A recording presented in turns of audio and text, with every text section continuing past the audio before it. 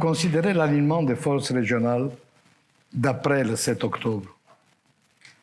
Hamas et Djihad islamique au sud. Cellules armées de Cisjordanie et milices pro-iraniennes d'Irak et de Syrie à l'est. Hezbollah libanais au nord. Houthis yéménites en mer Rouge. Israël fait face à une multiplication inédite de fronts qui l'enserrent de toutes parts. Toutes ces organisations sont manipulées à divers degrés par l'Iran, qui est une théocratie chiite militarisée. Tout se passe comme si la guerre de Gaza était une guerre israélo-iranienne par milices interposées. Or, la guerre d'Iran et de ses alliés contre Israël est un projet idéologique. Excusez-moi, est un projet idéologique de nature religieuse, dépourvu de toute logique rationnelle et affirmé comme tel. Cela dit, en Israël aussi, des forces politiques importantes qui participent au gouvernement vivent l'affrontement entre le Hamas et l'ensemble du peuple palestinien comme un conflit de religion, à l'inaliénabilité du Waqf musulman, répondant point par point, celle du don par Dieu de l'ensemble du pays d'Israël au peuple juif. Évidemment, une guerre de religion n'est jamais chimiquement pure. C'était déjà le cas des guerres de religion dans l'Europe du XVIe siècle, où aux mobiles religieux se mêlaient des considérations politiques, sociales, dynastiques, de puissance, que sais-je encore. Une guerre de religion est un conflit où la religion sert d'impulsion première, de cri de ralliement, de cause déterminante. C'est aussi le cas ici.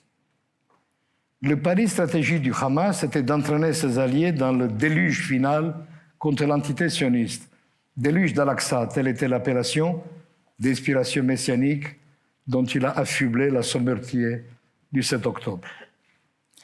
Pour l'heure, et malgré l'affrontement à intensité croissante sur la frontière libanaise entre Israël et le Hezbollah, Hezbollah veut dire le parti de Dieu, ce pari a été perdu. En effet, contrairement au Hamas, qui n'est comptable que de lui-même, le Hezbollah, acteur majeur de la politique libanaise, en même temps que féal de l'Iran, est pris dans un tissu de considérations et d'intérêts complexes qui réduit sa marge de manœuvre. Pour l'heure.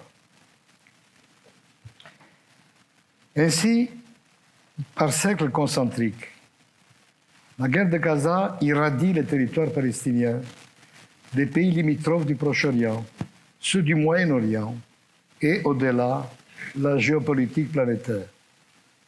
Comme la guerre d'Ukraine, c'est une affaire mondiale.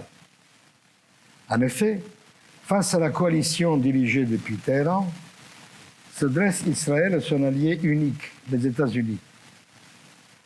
Entre les deux s'étend ce que je tentais de décrire ailleurs comme une sorte de marais aux contours flous dont le positionnement par rapport au conflit de Gaza et de ses ramifications dépend d'une foule de considérations disparates, voire contradictoires. Plus on est proche de l'épicentre, et plus les secousses du conflit se font durement sentir. Naturellement, les voisins d'Israël sont les plus affectés.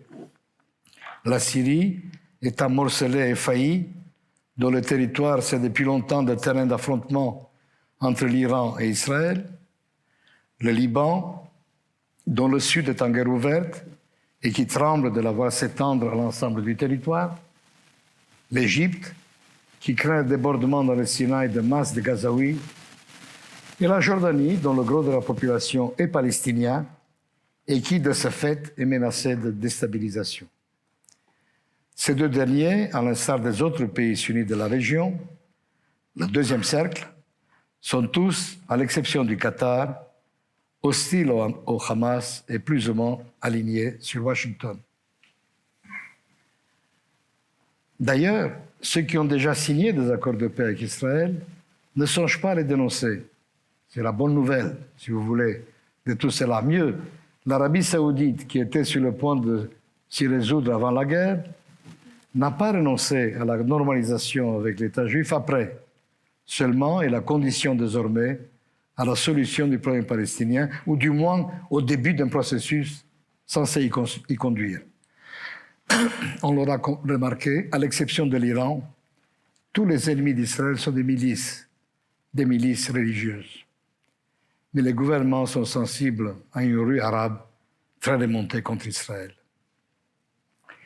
Le IIIe siècle est constitué des puissances de ce qu'il est convenu d'appeler le Sud global, entité gazeuse et fluctuante qu'anime un vieux fond d'anti-américanisme tiers-mondiste et où Israël fait figure de poste avancé de l'Occident. Le procès intenté par l'Afrique du Sud à Israël pour fait de génocide devant la Cour de justice internationale de La Haye illustre à la perfection cette posture. Enfin, on trouve dans ce marais, en surplomb, les deux puissances révisionnistes, la Russie et la Chine, peu connues pour leur mansuétude à l'égard de leur propre population musulmane, mais auxquelles Gaza offre, dans une curieuse alliance avec les islamistes à l'extérieur, une occasion en or de damer le pion à Washington.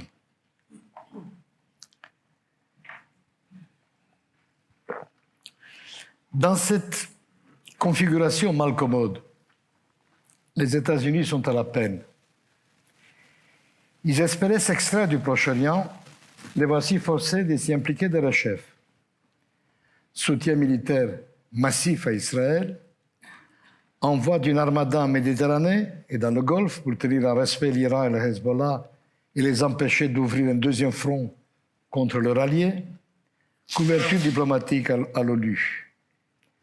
Cette position se paie sur le front intérieur, où la désaffection des nombres croissants de démocrates dans une poignée d'États clés risque de faire perdre à Joe Biden la présidentielle, sur le front extérieur, où l'administration ne parvient pas à réformer autour d'elle la coalition qu'elle avait réussi tant bien que mal à réunir contre l'agresseur russe en Ukraine. Un exemple suffira.